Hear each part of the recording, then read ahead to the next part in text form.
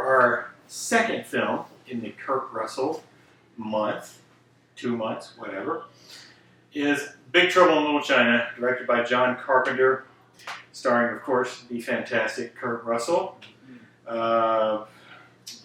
and a lot of other guys that are recognizable. That Kim Cattrall, and James Hong. James Hong, I believe is his name. And Dennis Dunn, which you just looked up.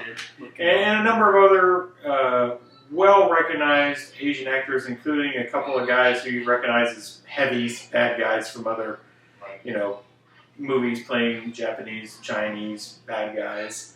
So Big Trouble in Little China follows Jack Burton, the driver of your new favorite, the Pork Chop Express.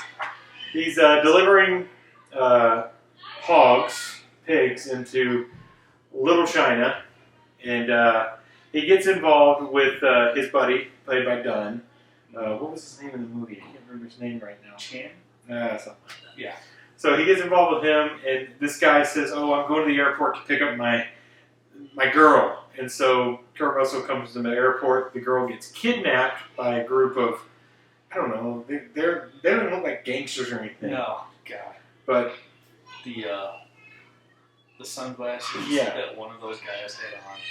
I forget. 1980s, right out of it. Yeah. So, and then we get the whole scene in the alleyway with the fighting between everybody. Is that before or after the airport? It's after the airport. Yeah. So they go down an alleyway in Jack Burton's truck after the airport where the girlfriend gets kidnapped. And Kim Cattrall gets kidnapped as well at that time. Or does she get kidnapped? I don't know. I lose track of where it all is in the movie. Nonetheless, they're going down an alleyway and they run into this guy where he says, "Oh, that's Lo Pan," and they're in the middle of like a gang war in there. So Jack goes back with these guys and they hatch together a plan to try to get his girlfriend back and get Kim Cattrall back, and they're working with a reporter as well who's with them.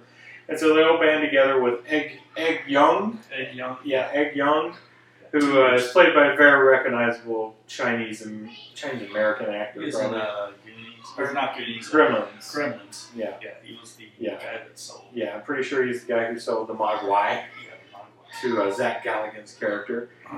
And so they get together and they're trying to infiltrate Lo Pan's hideout to rescue these girls.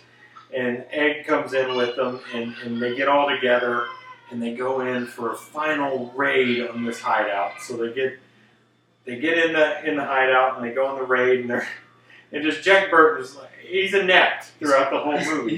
He does nothing. Clueless. Yeah, all the other guys are doing all the fighting. He gets like one kill on accident, really. Yeah. And he gets stuck. Yeah, he gets stuck through most of the battle, and then finally he gets free of that and rescues Kim Cattrall, although he didn't really rescue her. She kind of freed herself ultimately at the end, and goes after Lo Pan. He ends up actually being the one who kills Lo Pan through a pretty cool scene with the knife. Yeah, and gives a great line. Yeah. We also all in the reflexes. All in the reflexes. That's right. Yeah. We also get that great elevator scene before that where they drink the special liquid and they're all like super happy, feeling pretty good. Feeling pretty good. A little hot in here to you. I mean, that's one of my favorite scenes. I wonder if that was ad-libbed. I hope so. They were just, I hope so. They were having so much fun with this movie. So, I mean, it's kind of hard to explain the plot of this movie because it's just kind of like... It's your typical damsels it's in distress. Go rescue them. So Lo Pan has to marry one of these green-eyed women to make himself whole again, which he does in the movie, and that's why Jack's able to kill him at the end, ultimately. Then you have the three Furies, or whatever they are, Thunder, Lightning, and... I don't know what the other guy's name was. But yeah, one of them's Raiden, basically. He's the god of lightning. That's what then you have the other guy, like that's pretty well recognizable guy. You said he was in some Bruce Lee movies as well. Yeah, that guy's very recognizable. So those guys are kind of one of the cooler part of the movies. They're like the effects are really good. The practical effects are really good for them. Yeah, it's just overall a super fun movie. Yeah, this was made in an era where movies were just so much fun. They had fun making these movies, and just there was no like political undertones, anything like that. Yeah. It was just a simple story. They had fun making it, and you can tell with every actor in this movie. They just hammed it up.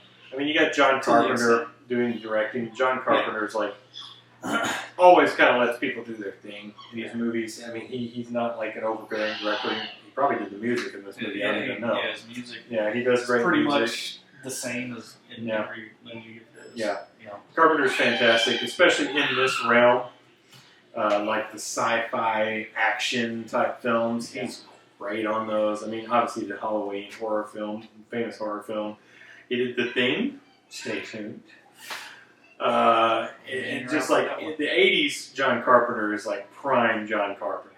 Late 70s and into the 80s is prime John Carpenter when you're getting just some of the best work he did. And this is right there in the middle of all that good work that he did. And Kurt Russell's fantastic, just so good in it. Just so good. Just everything he does. Han Solo dropped in China. Yeah, basically. Wearing that shirt. Came prepared. That's right, you did. I wore a Nintendo shirt. There's no Nintendo game for Big Trouble in Little China. What were they thinking? They should have made that game. They did play a game, though. Yeah. Between Lopan and Egg. That's right. Yeah, the thumbs. The thumbs. It's like the Harry Potter thing, you know, like where they're, you know, their beams combined and there's two warriors fighting in the middle of their beams and Lopan's sitting there with his thumbs going. They met swords and the game ended. Yeah, worst game ever. It was worst game ever. Yeah, worst game ever. It was so funny though because he was working. Yeah, he was working his thumbs on a council. Yeah, it was great. Yeah. So the guy who plays James Hong, I believe his name is, plays Lopan, is fantastic in it. I mean, the guy's super recognizable. Been in so many. He was in like one of the Lethal Weapon movies, later Lethal Weapon movies. He's been in so much. So much, like probably hundreds of movies at this point. I think. Same with Ed though. He was in a lot. Yeah, he's in a lot of movies too. You've seen him a lot. He, you know, like older Asian actor casting call. Those were the guys they went to most of the time. But yeah, so you get the resolution. Jack of course kills Lopan. The Furies are killed. I call them the Furies because I don't know what else to call them. They're killed, and everybody escapes, and it's all happy endings and everything, except for like one guy. I think none of the yellow guys escaped with them. If you notice at the end, they all must have died. The yellow bandit guys. There was only like 5. There was like 5 of them, but not a single one left in Jack's truck with them. There's 5 of them. Yeah. And they walk in on 100. Yeah, and not a single one of them gets out, but everybody else, the main cast, all got out. Yeah. So they're red shirts. Yeah, they're the Star Trek red shirts. They were there to die. But yeah, so super fun movie. Just a classic, one of the best of the 80s in my opinion for sure. Score wise, we can talk about that. Yeah, no, it's just like any John Carpenter movie. Like you already said, it serves its purpose. It's just that type of score throughout. Yeah, nothing. Yeah, that really makes you grips you or anything like that. Yeah. It's perfect for this fun type of movie. Definitely a John Carpenter. It's almost like a video game type score. Yep. Oh, and no, I think you're perfectly right on that. A video game type score. Great casting, great script, good comedy in the script. Kurt Russell's hilarious through most of it. Yeah. Everybody else, basically Kurt Russell's your comic relief, and everybody else is kind of the straight man in the movie, so it works well. Directing was good. Carpenter was great. Casting, like I said, perfect casting throughout. That's about all I really have to say about it. I mean, it's Big Trouble in Little China. Almost everybody's probably seen it. I mean, at this point, if you haven't, you should see it for sure. All right. Love it as a kid. All right, I guess we can go on to our ratings. I'll go first again. I don't mind going first. So, I think I'm at a 4.5 on this one again. I waffled between 4 and 4.5, but I gave it to 4.5 just because it's infinitely rewatchable. Yeah, you can watch this movie anytime. You can if you find it on TV, you're probably going to watch it. You can start 45 minutes in, and it's still a perfectly fine movie because you don't really need to know what's going on in the movie. You can just watch it for fun. So 4.5 for me. Yeah, love it. Same. 4.5 as well because I love this movie. Just always loved this movie since I was a kid. It was on. It seemed like on every Sunday. TBS. Played it all the time. Yeah, all the time when I was a kid.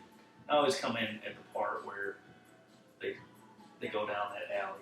Yeah. And I watch Oh, the rest of it all the time. Yeah. So it was kind of nice seeing the actual beginning. Start to end. I haven't really seen the beginning. Yeah. But yeah, 4.5. Love it. For this type of movie, definitely 4.5. Nice. Yeah. All right. Thanks for watching Basement Movie Room today with Asahi's. Yes. I assume that's how you pronounce it. Cheers. Cheers. See you next time. All right. That was good. Yeah. Big Trouble in Little China. It's all in the reflexes.